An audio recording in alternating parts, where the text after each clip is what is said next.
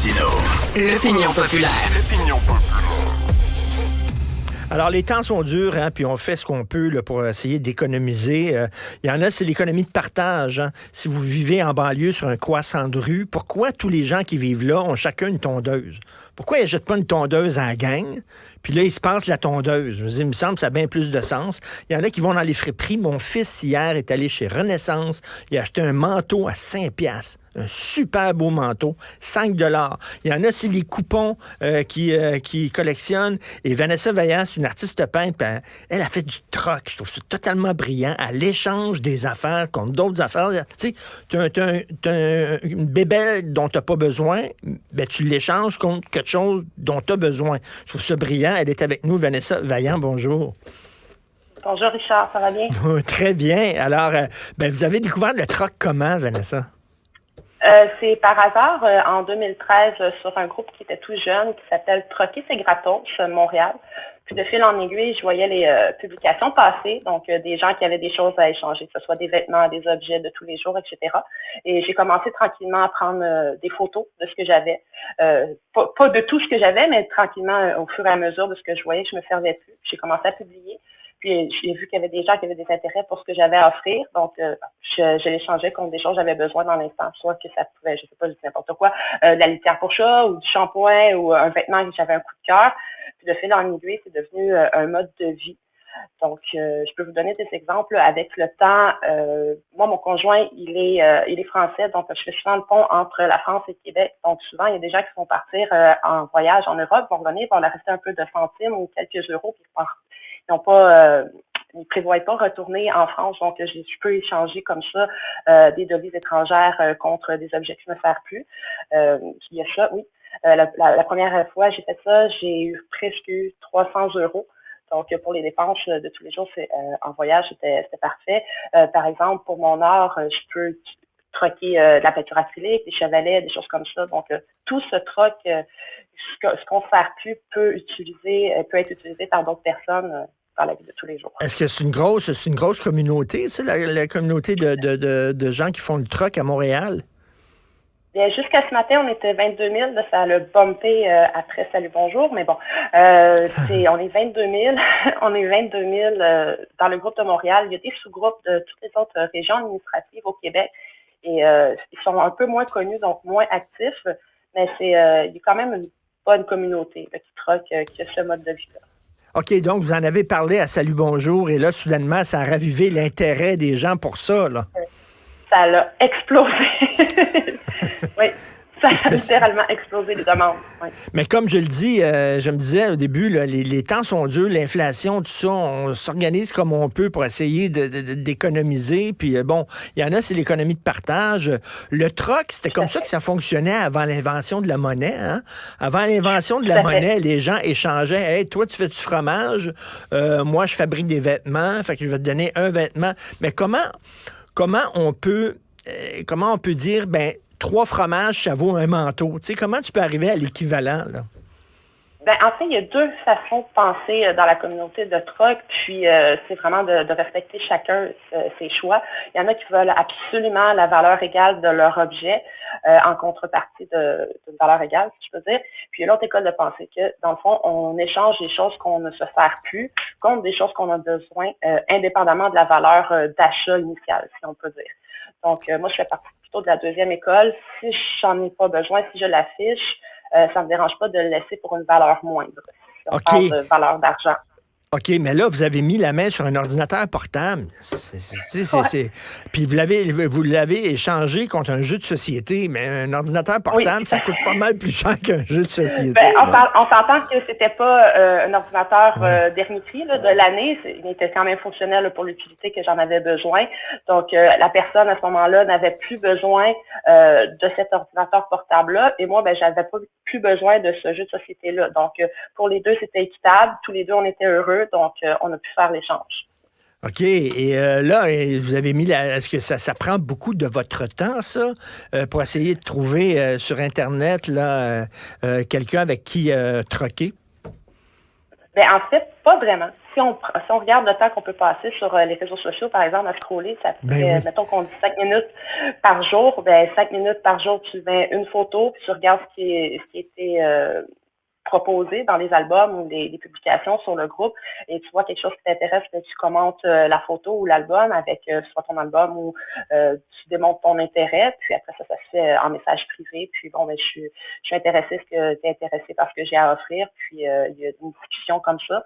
Après ça, si tout le monde est heureux puis content de OK. l'échange proposé, ben il y a une OK, rencontre qui mettons, se fait là, par vous la suite. avez besoin, je sais pas, vous avez besoin d'attendre une balayeuse, là.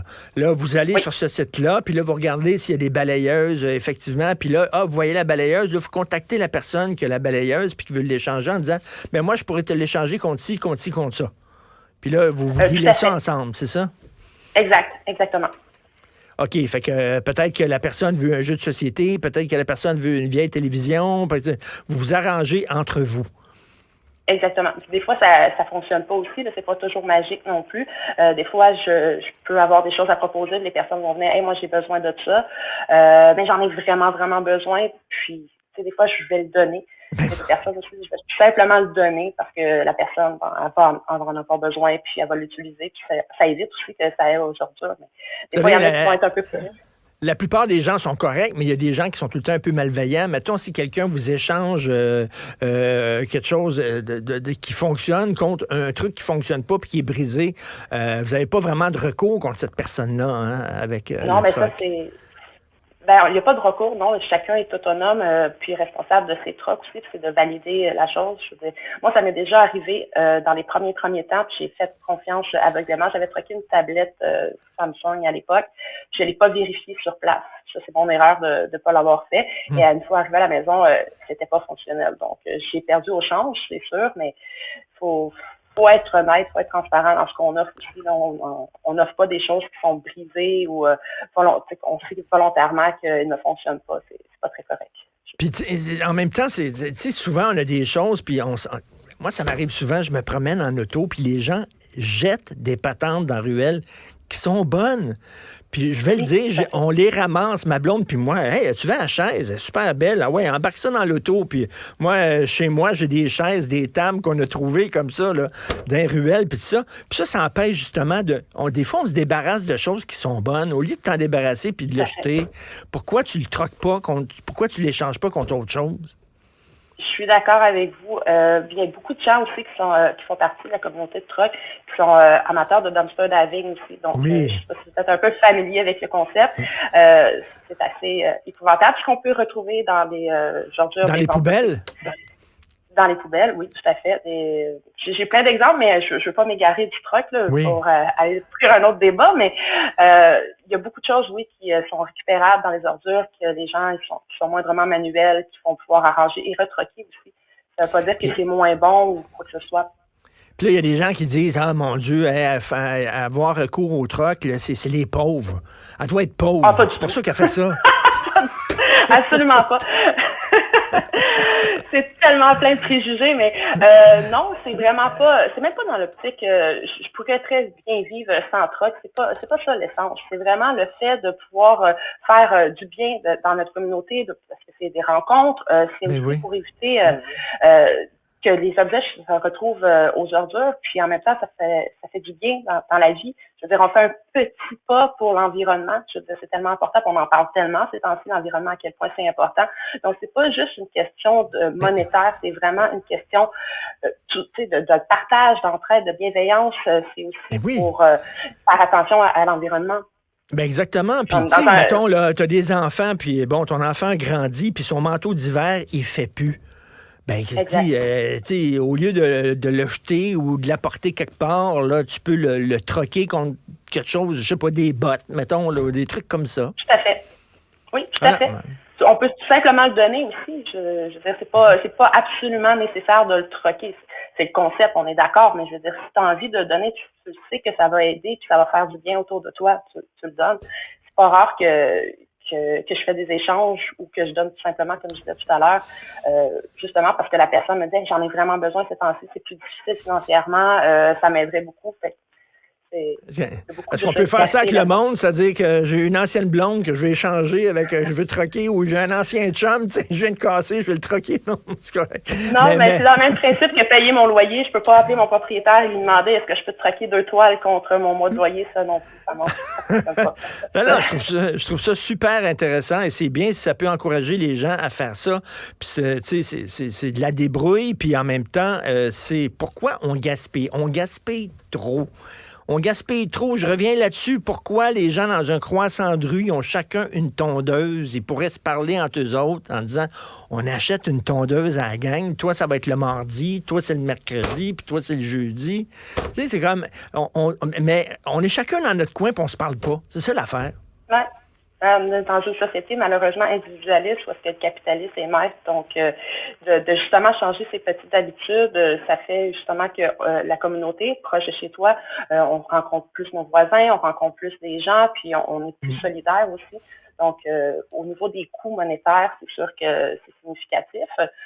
Comme votre exemple par rapport à la tondeuse, ben il n'y a pas 5 tondeuses qui est achetées dans le croissant de rue, puis finalement c'est juste une, puis tout le monde y gagne au change. Ben oui. Et est-ce que vous avez fait des amis ou des gens avec qui vous troquez régulièrement et tout ça? Vous avez fait comme une petite communauté puis vous vous connaissez entre vous autres, là? Oui, tout à fait. Ben, chaque personne va se créer, je sais pas comment dire exactement, mais chacune des personnes qui va troquer va se créer sa micro-communauté. Donc, avec des personnes qui vont troquer de façon récurrente. Donc, moi, je me suis créé ma micro-communauté, si on veut. Donc, on se fait des amis, c'est sûr. On rencontre des personnes qui ont les mêmes valeurs que nous. Puis, il y a des habiletés qui se développent par rapport à ça également.